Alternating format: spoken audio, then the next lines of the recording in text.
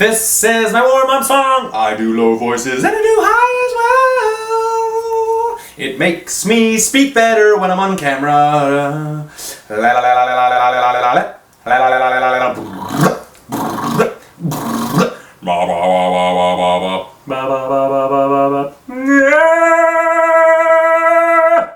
Yeah. Now we're ready. Now I'm so fresh. Let's do it. Go!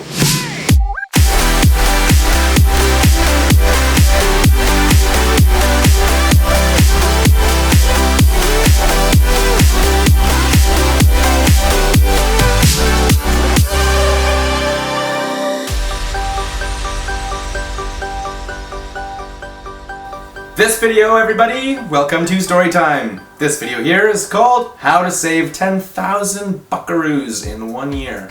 Might seem a bit audacious. Might seem undoable.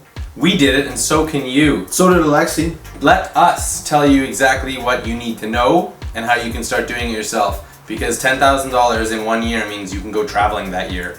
And that's The next year. that's a year. Yeah, well, sorry, the next year. It's worth it if you ask me. Yeah. We know that saving $10,000 in 1 year isn't doable for everyone. That's out of the question. Some people don't have that kind of financial ability. They don't have the ability to make, they don't have the ability to save. But in this video, what we want to do is share the story of how we did it, and then hopefully give you some lessons and ideas of how you can do something like that too. Whether it's 10,000, 100,000, or 1,000. Any of these kind of goals are amazing because that's what we did. We all set a goal and then we worked to hit that goal. We broke it down into small steps and we learned different tools to save more money and bank that towards traveling. And then we quit all of our jobs, we quit our lease, we rolled out with no debts and just went traveling.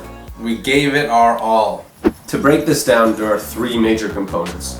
One is set a goal and break it down into how much you need to save a month, how much you need to save a week, even a day if that's what's important to you, if that matters to you, and if it helps you. The second is know how much you make exactly, and then try and find some ways to make more money if you can. on top Don't of just it. get like an idea in your head, put it down. Yeah. Get the calculations out, have it on paper or digitally, whatever, but just like have that information handy to you.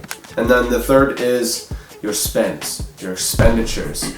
Know exactly how much money you spend a month and on what specifically. The story goes back and I asked my dad, how on earth am I going to save? Like I want to go traveling. I have this huge itch in my life. And he said, okay, three things. Know how much you make, know how much you spend, and have a goal. And he also used these Excel sheets all when I grew up. So I made my own Excel sheets. I broke them down into exactly how much money am I spending and on what? How much am I spending on groceries, on eating out, on buying drinks, paying for cabs and taxi to buses and whatever, and how much am I spending on clothes and doing fun things. After 1 month, I realized I had been spending so much money on things that when I look back on it, I was like, damn, if I literally just tightened that up a little bit, I could save and put that money towards my travel goal. And we can all say that. I think every single person can say, oh, I spend a little bit more on this than I need to. I could probably lower that or I could tighten this up. Everyone's got that, right? Yeah. We learned several different ways to lower our controllable spends, and then we knew exactly how much we were saving. We tried to maximize that. These ways to control your spending, these are going to change by every person depending on where you live, how you live, what your job is, how far away it is, etc., etc. The big ones for us, at least, to keep in mind that might even apply to you, rent is a big one. If you're paying for like a 1-bedroom by yourself, that's generally going to cost you more than splitting a place with a roommate or, having 3 people in a 2-bedroom or 5 people in a 4-bedroom, whatever. Some people like to live by themselves and that's cool for them. Just saying, for saving money purposes, this was a really, really handy, beneficial way for us to save a lot every month. Okay, our story. In 2011, the three of us lived in a 2-bedroom apartment. So right away we were saving on rent a little bit because it wasn't the typical downtown Vancouver rent, which is bloody expensive. That's a huge one, actually. The fact that we had a den that we could throw an extra body in, that's taking like $1,800 a month and splitting it from 2-way to 3-way, which is a substantial difference and really, really took us a long way when you save that money for 12 months straight. Yeah. The other one is eating out.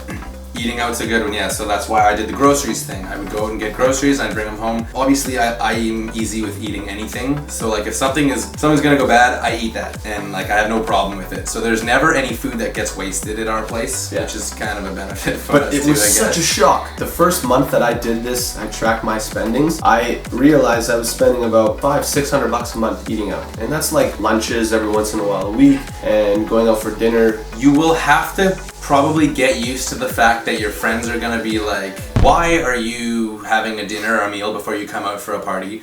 Honestly, the last thing you need to do is be spending $8 a beer somewhere like 5 times over in the night. Taking a cab. If you can take public transportation, buses, SkyTrains, if you can walk or bike, honestly, over like in a day, saves you a few bucks. In a month, saves you many bucks, and then over the course of the year, it's significant. Take into account all these little things, every little bit, all those 1% that you can like drop down, make a huge impact over the course of time. Parker just bought so much groceries that he never ate out. Although he'd spent more money than us on groceries, we ended up eating in twice as much, having more leftovers. We would bring food with us out when we're out with friends. We sort of became those dudes that would like show up full to a dinner table, to a dinner party, or like, you know, when we were going out for dinner and drinks, our bill would be a quarter the size. The expenditure is a big one, but that's only one part. So managing your expenditures, knowing how much you spend and where you can save money, that's key. The second one is your income.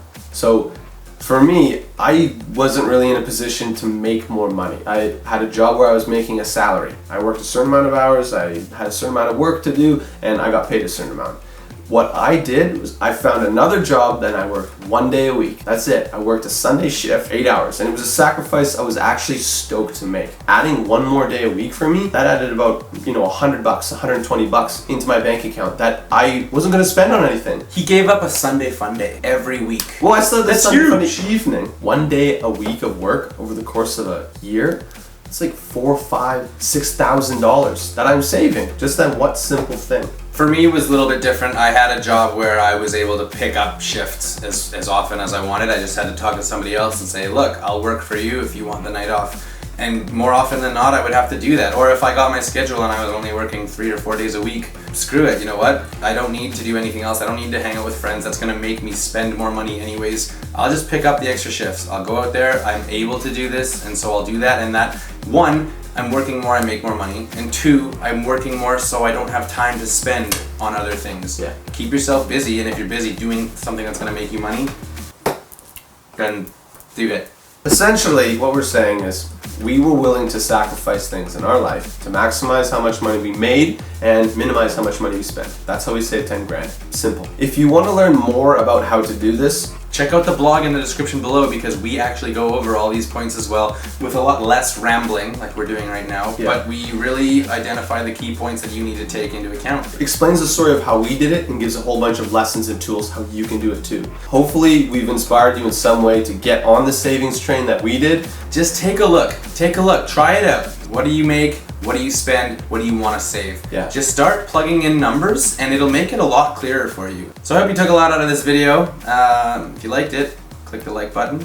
Share it with a friend who's got, you know, money on their mind and wants to get traveling, because travel's for everyone. We can all do it. Might need a bit of money, work your butt off. You can do it. You can do anything you put your mind to it. We're gonna help you. The end. Share, like, subscribe, leave a comment. What did we miss? What do you need to know? Hit us with your feedback. Do the whole shebang. Bang, bang, bang, bang.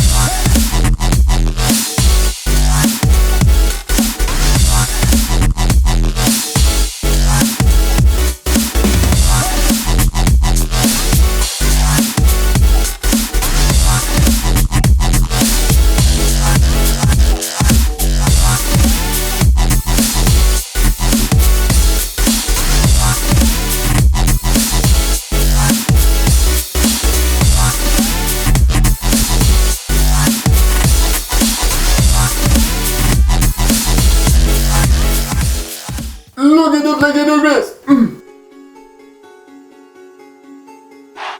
Look at the flick of the wrist. Look at the flick of the wrist. Look at the flick of the wrist. Look at the flick of the wrist.